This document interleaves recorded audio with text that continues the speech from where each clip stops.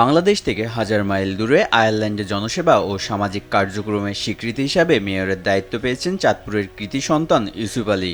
West কর্কের কুলোনাকিল্টি এলাকার mayor হিসেবে আনুষ্ঠানিকভাবে দায়িত্ব গ্রহণ করেছেন তিনি। দীর্ঘদিন ধরে স্থানীয় সমাজ উন্নয়ন, কমিউনিটি কার্যক্রম এবং জনকল্যাণমূলক বিভিন্ন উদ্যোগের সাথে যুক্ত ছিলেন ইউসুফ আলী। স্থানীয় জনগণের আস্থা ও সমর্থনের ভিত্তিতেই তিনি এই গুরুত্বপূর্ণ দায়িত্বে অধিষ্ঠিত হয়েছেন।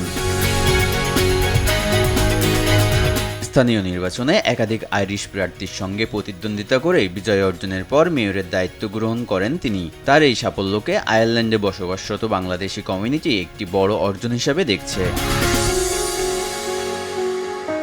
শুধু বাংলাদেশই নয়, পাকিস্তান, ভিয়েতনাম, ফিলিপাইন সহ বিভিন্ন অভিবাসী কমিউনিটির সদস্যরাও তার এই অর্জনে আনন্দ প্রকাশ করেছেন। তাদের মতে এটি বহুসাংস্কৃতিক সমাজে অভিবাসীদের ইতিবাচক ভূমিকার একটি উজ্জ্বল উদাহরণ।